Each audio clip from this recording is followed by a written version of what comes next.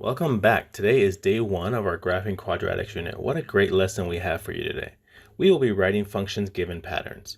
The Desmos graphing calculator will be used in this lesson and in upcoming lessons.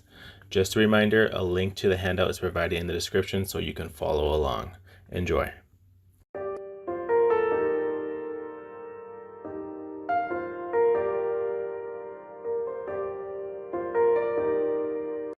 Oh yeah, it's that time again. We have some math problems here and we need you to do them now. Pause the video, complete the problems, and return to the video when you're done. So for this do now, it looks like we have to graph the equation y equals x squared.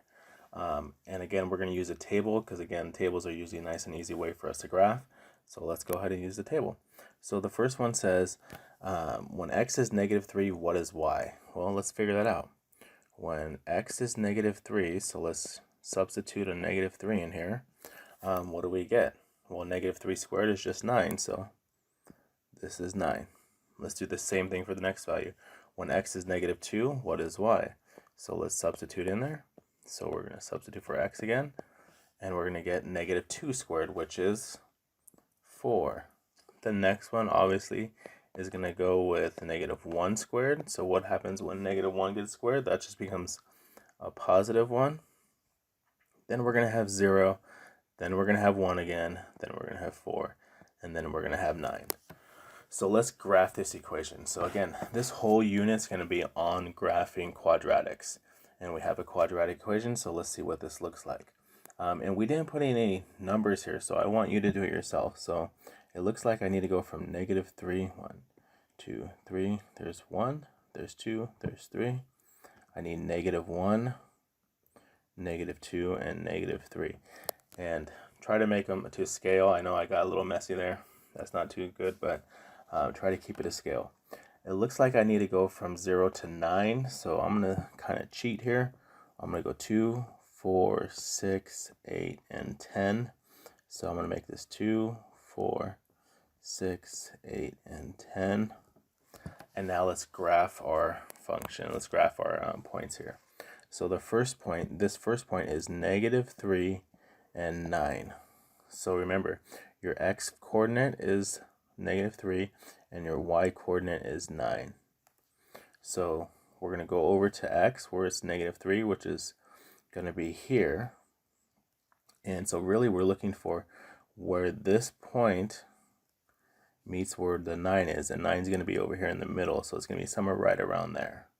Does that make sense? That's where -3 and 9 is. So x is -3, y is 9.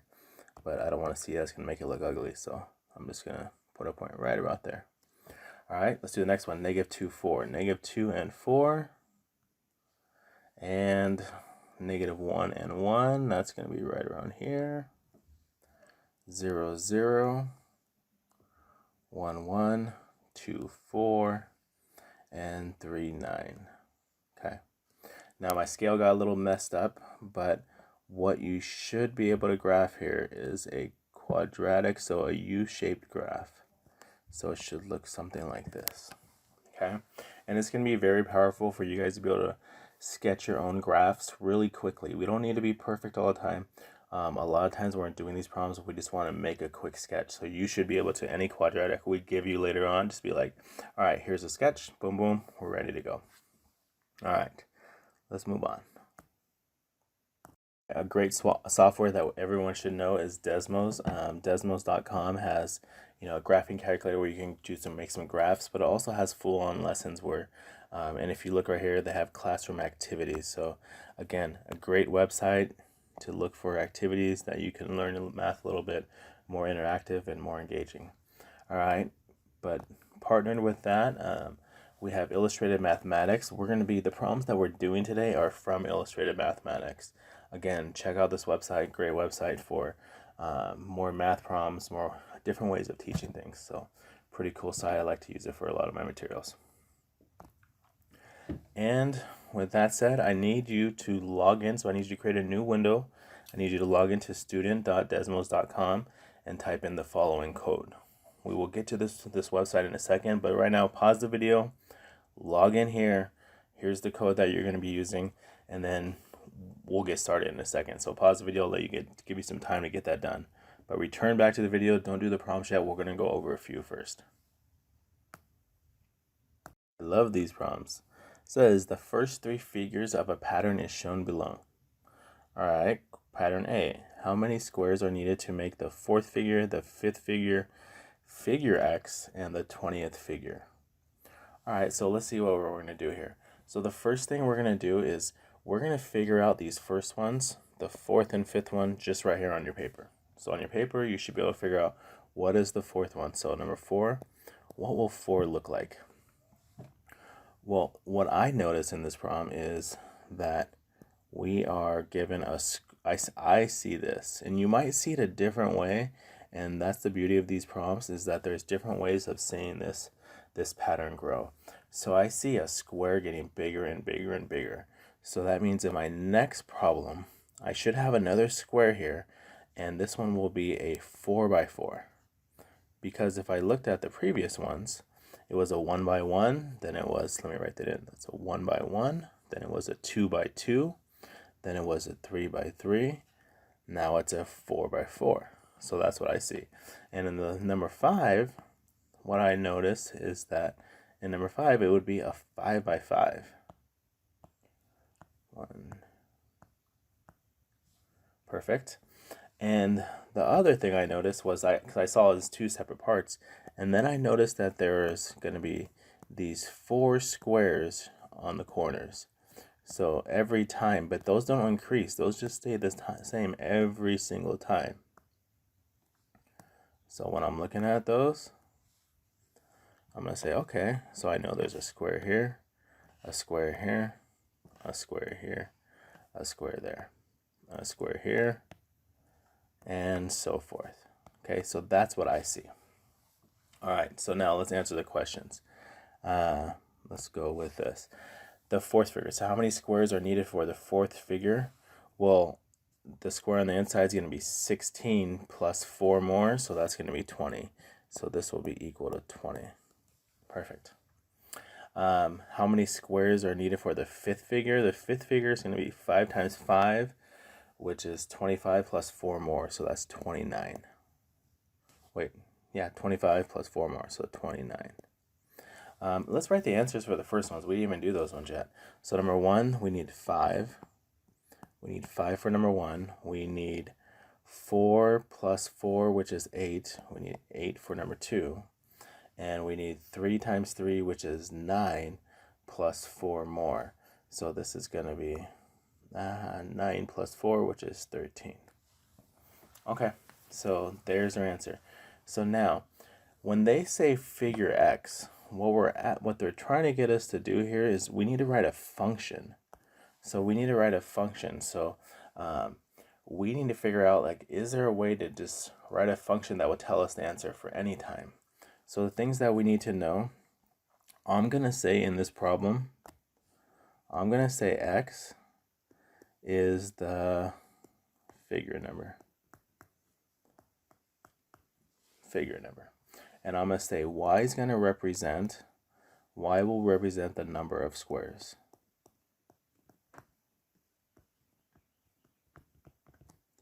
Okay, so X is going to represent, so like for instance, in problem number 1, X would be 1, figure 1, and Y would be 5 squares. In figure number 2, what you should notice is this is going to make a table of values. All right, and so my table of values, let me just write it out, for this problem would be, well, if X is 1, then what is Y? How many squares do we need? We need 5. In figure 2, how many squares do we need? 8. And 3, and 13, and 4, and what do we say 4 was? 20. And 5 is going to be 29. Okay. Beautiful. So there we go. So now we've taken the picture, we've made a mathematical representation, we have a table. But now, can we write a function? So is there a way to write a function? And the next part, we're going to put this into Desmos, and you're going to see, just make sure we're correct. So what does this look like in Desmos? So is there a function that will always tell you the answer? Well, for this problem, let me draw out What if I was talking about figure x? Figure x could be any number. Well, the one thing that we should know is that we're going to need a square. That was the way I solved this problem. I'm going to need a square. And how long were each side? Well, that means this side would be x and this side would be x. Does that make sense? What if x was 10? Then that means one side would be 10, the other side would be 10. If x is 20, like what we're going to look for later on, then one side's 20, the other side's 20.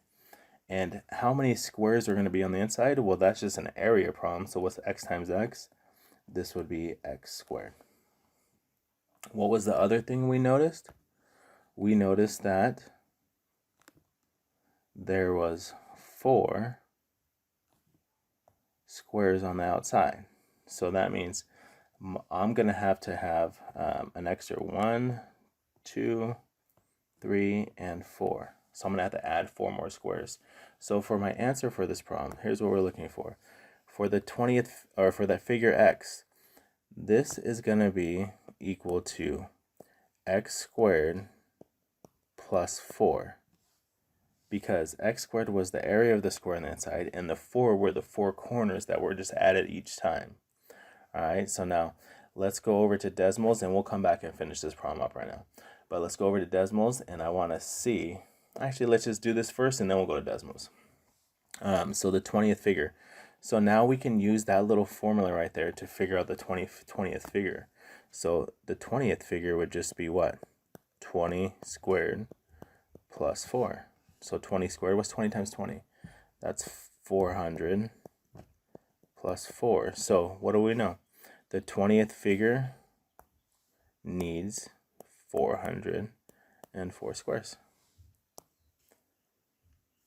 Alright, so again, this is what you're going to be doing, but now I want you to see, what does that look like on Desmos? So what does that look like when we do? Okay, so when you log in Desmos, it should look like you should get to this screen right here. So it says, welcome. In today's lesson, we'll be using Desmos to graph and verify our solutions. Click the next button to move to the next slide. So on the top of the corner, you're going to use next to go back and forth. So when you want to go to the next slide, just click on those buttons and you can get to the next one. So what you should see here is, here's the first pattern that we did. So on your notes, draw figure 3 and 4. We've done that already. Write a function to represent the pattern. So we've already wrote a function. And let's verify it's true. And it says in step 4 that use Desmos to find the number of squares. So we did it algebraically. We actually substituted the 20 in our work, but how can we use Desmos to actually find the 20th for us? So again, we want to show you that also today. So let's try that problem. So next slide. So we have a graph here. It looks like we also have the little picture there. On the left hand side, it says x is the figure number, tells us y is the number of squares needed. So we're going to place in the table that's given right there, we're going to place the values we had. So for 1, we got a 5. For 2, we had 8. For figure 3, we had 13. And what you should see on the right hand side is starting to plot those points. So it's very nice. Number 4, for figure 4, we should have 20. And for figure 5, we should have, what do we get for 5? 29? 5 squared, yeah, 29. Okay, perfect. Now, let me see. What I notice is that I only see 4 points, but I have 5 points on the left-hand side, which means my screen is not zoomed in enough. So I can zoom out with a little plus and minus over here on the right-hand side. So I can zoom out with those, or I can, if you have a touch screen, you can shrink your screen a little bit, but there we go. There are the first 5 points. So now let's take a look at this. It says we need to put in a function that models the data. So on the below here, we're going to click a new box. So we're going to make a new box in there, and we're going to type in the function that we wrote. So we think the answer is y is equal to x squared plus 4 plus 4. And what do you notice happens? What happens when we do that? Well, the graph goes through perfectly through all the points there, and there's our parabola. So what that tells us is that this function models that data. So this function actually fits that data very well. And now the other question was, could we use this right here to find out what happens when x is 20? So if x is 20, so let me just type that in. What happens when x equals 20? We already knew the answer. It should be 404, but let's see. So now it drew a line, a vertical line at x equals 20. And let me zoom out a little bit. Let's zoom out a lot. And what do we notice? It's getting closer and closer. So right around here. Oh my goodness. So right where those intersect at 2404. So what does that mean? For figure number 20, you're going to need 404 squares. So the cool thing is once you start writing functions, we're going to use that feature. We're going to use the equation to actually find more answers for us. All right, so that's just kind of a start. That's the beauty of having a function. So what I want you to be doing today is you're going to go ahead and work out the patterns by hand. You're going to place it in the table, and when you think you found the function, you're going to type it in here. All right, and then you should be able to see the answer. So that, I believe, completed. We've drawn the figures on our paper. We wrote a function. Number 3 is we go to the next slide to fit the data, so then we're going to check it on the graphs, and we're going to use Desmos to find the 20th figure. So remember, to find the 20th figure, so to find the 20th figure, we just had to type in x equals 20. What if they wanted the 10th figure? Well, then I can just delete this and make x equals 10. And then that will tell me, let's see, let's look on the graph. Where do those cross? Those intersect at 104. So again, it's really cool to have a calculator and Desmos to be writing these functions. All right, so for this problem, I forgot to go over, there's a third part to each one. So solution for pattern A. So I want the function here. So what we're asking for, what's the function? So we're going back to pattern A, and the function is y equals x squared plus 4. So that's what we said our function was. All right, perfect. But now I need you to explain your thinking. So I need you to write me a response in here about how did you get that? Because again, pretty soon you're going to see problems and you're going to have different answers. You're going to be able to come up with different answers, and you're going to want your partners to be able to explain, like, how do they get it? All right, so for this one, I would say was I noticed a large square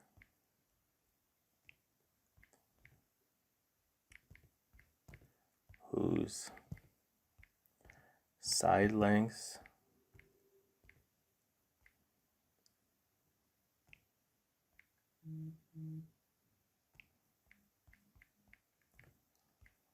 was always equal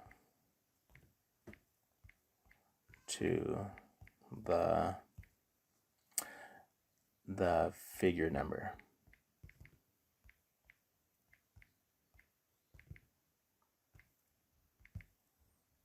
So that's pretty much what I noticed. But then also, what else?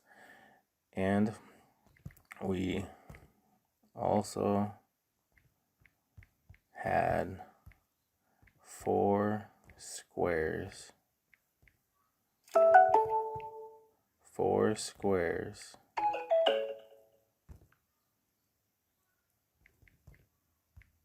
on the corners.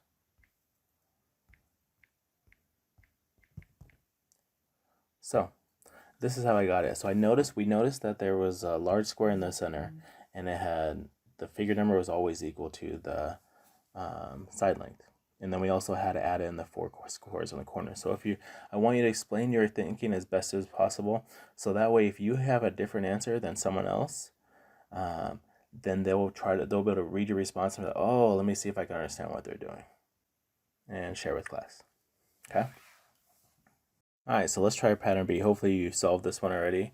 And I'll just tell you right now, most students, the first time they try this, they see an answer as y equals x squared minus 1.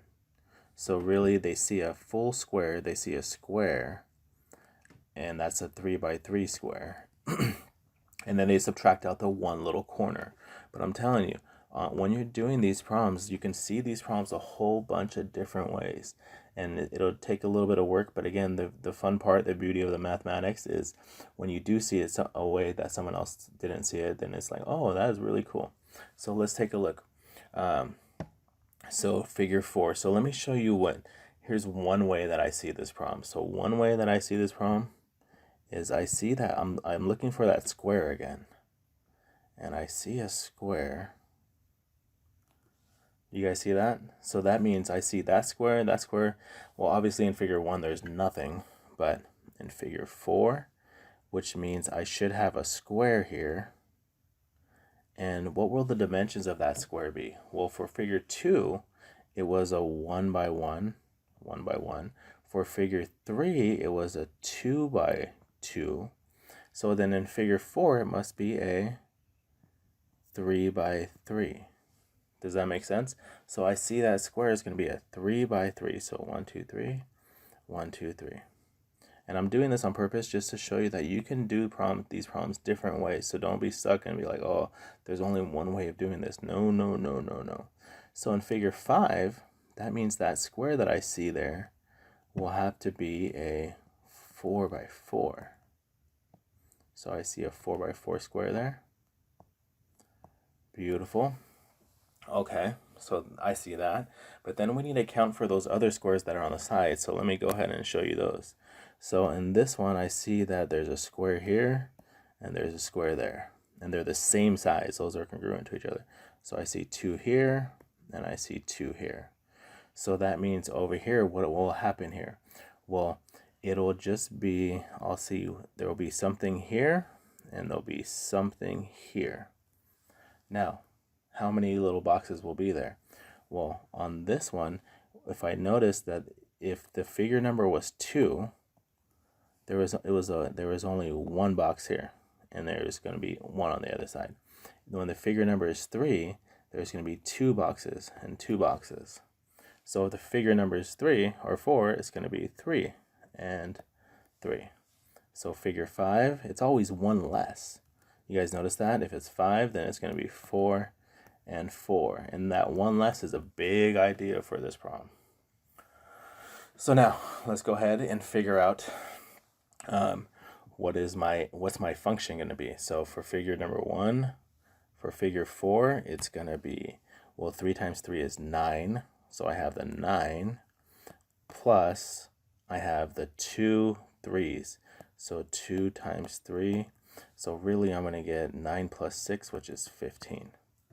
And the figure number 5, it'll be 4 times 4, which is 16, plus 2 times the 4. So 2 times the 4. So that'll be 8 plus 16, which is 24. Okay, so now what about for figure x? Can I use this to figure out for figure x? So for figure x, because that's going to be the challenging part. So for figure x, how big will the square be? Well, every single time we figured out the square, it was always one less than whatever x was. So in the last problem, when x is 5, then the square was 4. So how do we write that mathematically? You write it like this: x subtract 1. And how long is my other side? This will be x subtract 1. So then guess what? What's the area here? So how many squares will be in the middle? So how many squares should we have in here if it's x subtract 1? Well, that's simple. That's just x subtract 1 squared.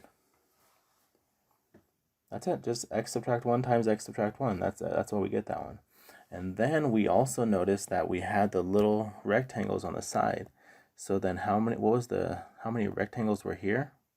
Well, we're going to have 2 of them. So I'm going to write 2 times, and what should that be? That's just going to be x subtract 1.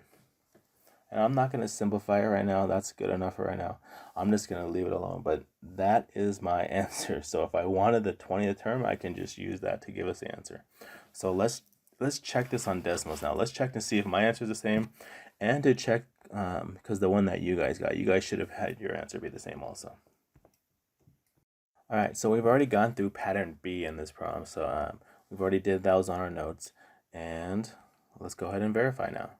So again, here's problem B. We had for figure 1, there was no squares. For figure 2, there was 3 squares. Delete. For figure 3, we had 8 squares needed. For figure 4, we had 15 squares. And for figure 5, we had 24 squares. And let's zoom this in. Okay, there we go. So that's what we have so far. So now what was the function? Now, most of you probably said the function that we had for this one was x equals x squared subtract 1. And what do you notice? Voila, perfect. That works very nicely. We can find out what happens when x is 20 if we want. But now I want to show you that there's different ways you can do this problem. So some of you might have said that as your answer, or some of you might have did the way that I did it, and you're going to get, let's see if we write this. So this is x subtract 1 squared, and we're going to add 2 of the, because we had 2 squares on both sides, and that was x subtract 1 also. And so there's my answer. So now does that work? Yes, that works. So again, what I notice here is that we have two of the same answers. We have 2 answers that works. The green one is one possible answer, one possible solution, and the blue one is also another solution. They both fit perfectly. And again, for each problem, there are multiple ways of doing these. So again, enjoy, finish up the rest of the problems, and remember, make sure you go over here into your part B and type in the equation. So my equation was, I'll type in just faster, x squared. This was your equation, x squared, subtract 1, and then you submit, and then explain your thinking. Okay, it's going to be very important that you explain your thinking. So for instance, for your problem, you might say, I noticed a large square with side lengths equal to the figure number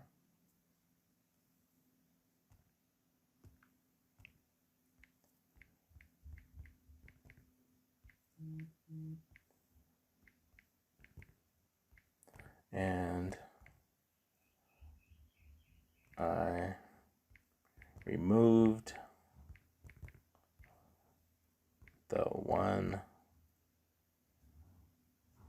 missing square. Something like that. You might write something like that. But again, write your answer, justify your thinking as best as your ability, and then move on to the next ones. Okay, I believe you have 4 more problems. Good luck and enjoy these patterns. Some of them might hurt your head, and again, remember that there are multiple ways of doing these, or each one has multiple different answers. And make sure you share with the class too, because as soon as you guys share, we'll start having responses. You'll have other people's answers in here.